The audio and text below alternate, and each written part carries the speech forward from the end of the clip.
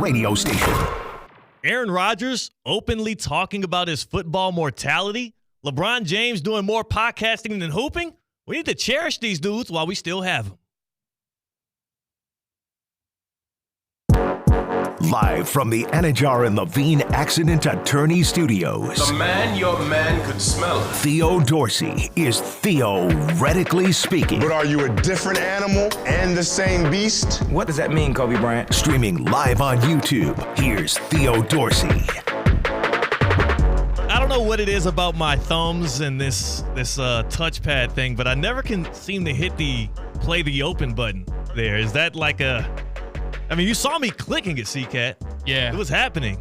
You're floundering. But, you know, just like the talents and the athleticism of the greats that are playing, when we talk about an Aaron Rodgers, a LeBron James, even a Kevin Durant, like, my talents are withering away right before my eyes. It's weird. Man, theoretically speaking here, myself, Theo Dorsey, C-Cat on the other side of the glass, on the ones and twos, on a Wednesday where we're talking about those things in life we need to take the time to cherish. Not just in life, but specifically in sports, because today I was really awakened to so many different things, so many cherishable things, so many things that play a monumentous part in my life as a sports fan that are nearing the end, nearing the twilight. And it is a little bit sad, but the beauty of it all is that we still have these things. We still have inside the NBA right now. By the way, inside the NBA tonight, NBA on TNT, every day is a good day when Anthony Edwards is playing. I know we had Pacers Celtics last night. That was a thriller. The best show in sports, though, is the Minnesota Timberwolves. They tip off tonight on TNT at 8:30. Mavericks Timberwolves opening up the Western Conference Finals. Game one, that's going to be exciting. I can't wait for that one to start, obviously, tonight.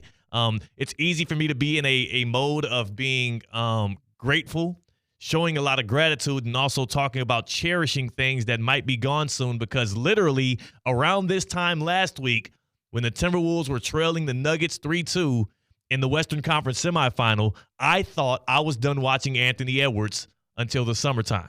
I thought I was going to have to wait until Team USA basketball to see Ant Edwards, the Ant-Man, back on the court. But thankfully, he and Kat and Rudy Gobert got things together. They're playing tonight, so that's something to look forward to.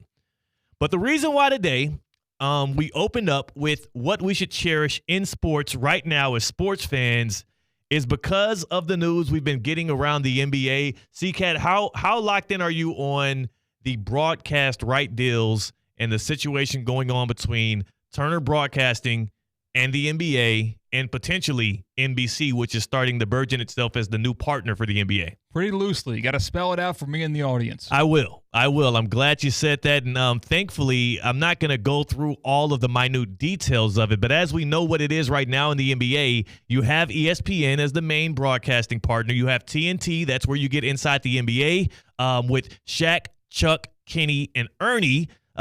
It's called Inside the NBA. My wife, Ashley, endearingly calls them the four bald guys. And what we learned today in the Sports Business Journal is that the four bald guys inside the NBA could be doing a victory lap next season. It could be a farewell tour next season if Warner Brother isn't able to renew itself as a broadcasting partner of the NBA. And again, Tom Friend had this article in the Sports Business Journal that came out today, and I won't go through the whole article, but the last sentence is the omen that has everyone in sports a little concerned. If Warner Brother does in fact lose the NBA, 2024-2025 will be its final season under the current deal. That is a bit breathtaking.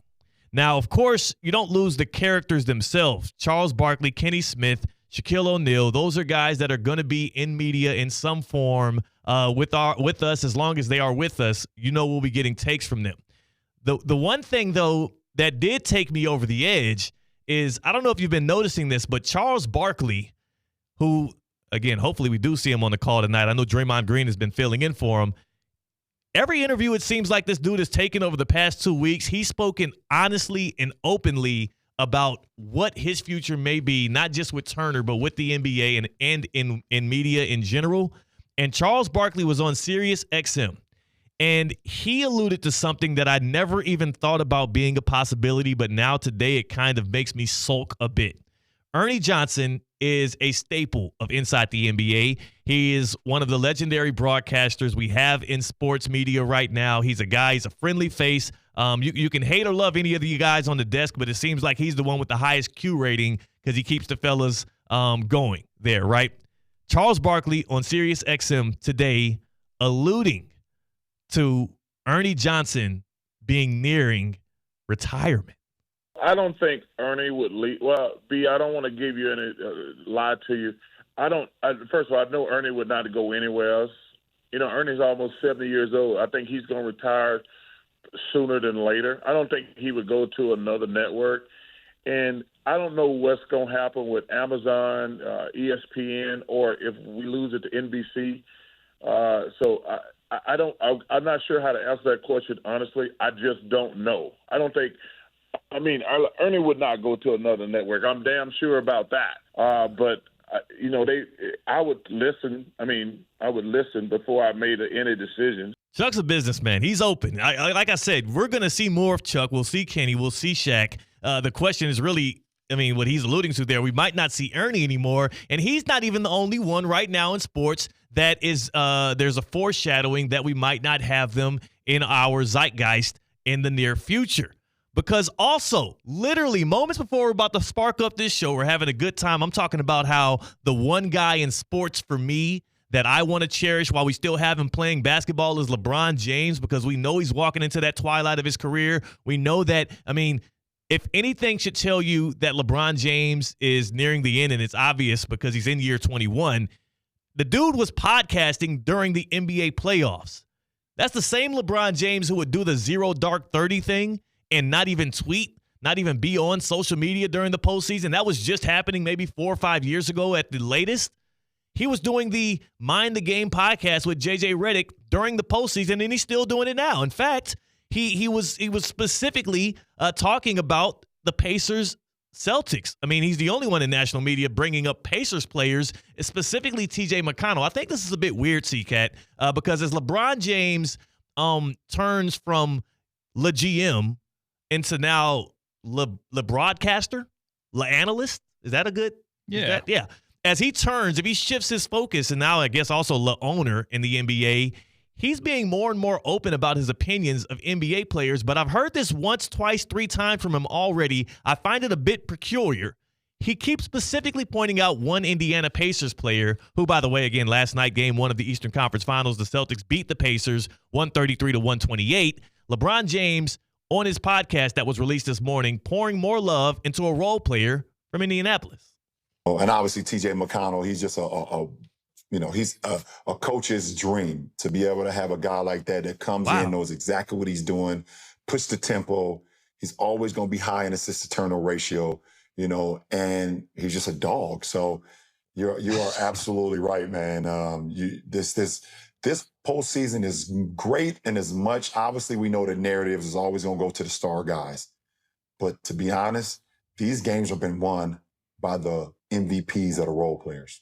And by the way, TJ McConnell, one of the only ones that had a positive turnover to assist ratio last night, 4 assists to 1 turnover. The Pacers were turning the ball over left and right all throughout that game. In fact, that's how they lost it. They had a lead late, and if it wasn't for Tyrese Halliburton dribbling the ball off his leg, as well as an errant inbound pass to Pascal Siakam that Jaylen Brown got his hands on, we would be talking about the Pacers being up 1-0 in the Eastern Conference Finals right now. But the Celtics lucked their way into a win there. Jaylen Brown, Jason Tatum were great down the stretch. But specifically, LeBron James, hearing him actively podcasting during the NBA playoffs reminds me, not only are we getting good content out of the guy, but we're in the last days of getting him on the court playing at a high all-NBA level, trying to lead a team to a championship. He's one of those guys right now we need to cherish in sports because we don't know when the last day of seeing LeBron James play will be. And then, And then again, what I was really alluding to, but I'm all scattered-brained right now as I'm getting emotional about these sports figures we're losing, there was Aaron Rodgers. Aaron Rodgers in Fordham Park at Jets OTAs moments ago, up at the podium, and him foreshadowing the fact that he knows he only has a couple years left tops in the NFL, but specifically this year could be make or break, not just for the 40-year-old quarterback, but for all of the folks he brought in there, whether that be his former Packers, Nate Hackett, and maybe even his head coach and GM. Here's Aaron Rodgers talking about how this year could be make or break for the Jets. If I don't do what I know I'm capable of doing, we're all probably going to be out of here. So I like that kind of pressure, though. I know there's, it's a tough market to play in. It's not for everybody. I relish that opportunity. And that's the way the NFL is. I'm not saying anything monumental as you guys are typing away and putting your They couldn't wait to tweet that out. This is how it is every single year. You might not say it, but as you get older in the league, if you don't perform, they're going to get rid of you or bring in the next guy to take over. I mean, it happened in Green Bay. So, and I'm, a few years older than I was back then. So I expect to play at a high level. I expect us to be productive and competitive and all that stuff to take care of itself. Now, I actively root against Aaron Rodgers, right? Like, I've never been necessarily a fan of his. His game is incredible, right? Like, I did like him at times with the Packers, but his personality kind of rubs me the wrong way, so I've never rooted for the guy. But thinking about the NFL post-Aaron Rodgers, it does get me a little bit emotional. Thinking about the NBA post-LeBron James, I'm actually saddened by that. That's LeBron Incorporated. That's a guy that carried the Eastern Conference mantle by himself for over a decade. And you see what we're getting now in the Eastern Conference, a Celtics team that stays getting in its own way, playing with its food and almost losing to an Indiana Pacers team, and then a Tyrese Halliburton-led Indiana Pacers squad in the Eastern Conference Finals. Like, LeBron James was holding up the East like the Atlas dude, right? Like on his back for so many years that we didn't even realize how decrepit that conference still can be at times. LeBron James, Aaron Rodgers, even Ernie Johnson, guys we're going to have to get used to going on without. So that's why I asked today, who in sports or what should you cherish now, because we don't know how long it'll be that we'll still have them with us actively playing. I'm not getting morbid here. I'm talking about guys leaving our vision, leaving our sight in the game. Not just the NFL, the NBA, but sports at whole. 888-760-3776. 888-760-3776. Who or what in sports should we cherish now, because we don't know how long we'll have them? And for me, it's got to be LeBron James and what he brings to the game. And C-Cat, I can say this. Thank God we're getting a LeBron James Jr. this year. Of course.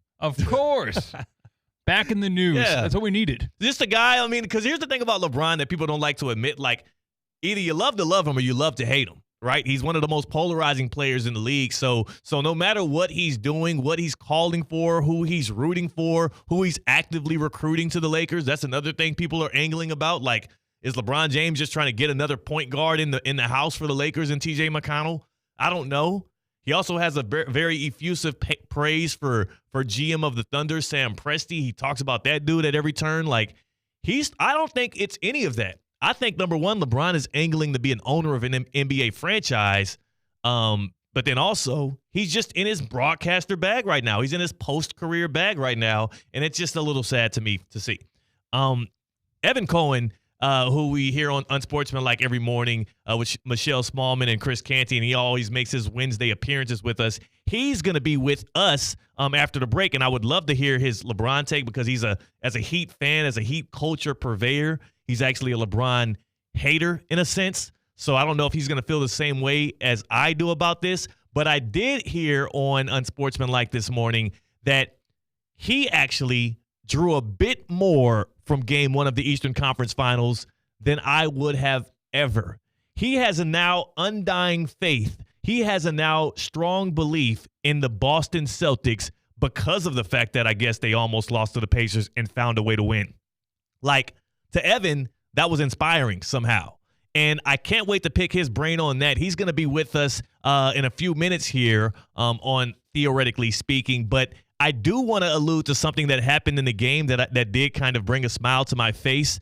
In the back end of that game, if you didn't see it, the Pacers actually led this game 117-114 with 32 seconds to go, and they had the ball, right? The Pacers were supposed to win this game. Halliburton would dribble the ball off his leg. Jaylen Brown then would strip Pascal Siakam in a big moment there, and that all led up to this. The Celtics were down by 3 late in that game, 8.5 seconds left on the clock, and the ball found Jaylen Brown in the corner, and it provided a historic moment, not just because of the shot that was made, but listen to the call from Mike Breen on ESPN's NBA coverage. Trying to get free, throwing in the corner, Brown fakes, fires up the 3, bang, bang, Jaylen Brown knocks down the 3 to tie the game.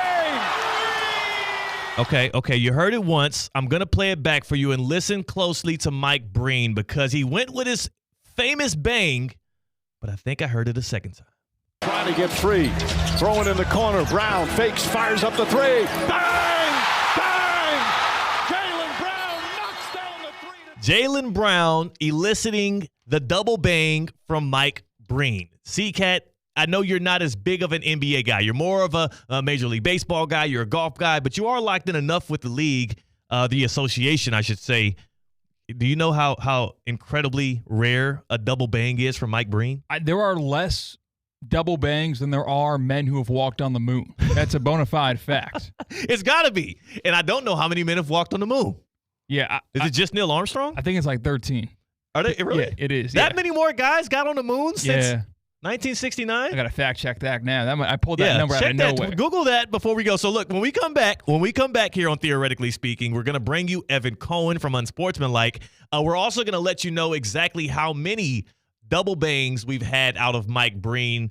C-Cat's already alluded it's under 13. And what's the ruling? Do we give it to him now or after the break? How many men have actually walked the moon? I'm going to give them to him now because it's more of a responsibility thing. Only 12 people have walked on the moon. Not number 13. Not yet. Well, you were counting yourself. I believe in you, C-Cat. Yeah. Theoretically Speaking, coming back to you right after the break, and we bring you presents. That's C-Cat. I'm Theo Dorsey. We're Theoretically Speaking on ESPN 106.3. Live from the Anajar and Levine Accident Attorney Studios. Anajar and Levine Accident Attorneys. Call 1-800-747-FREE.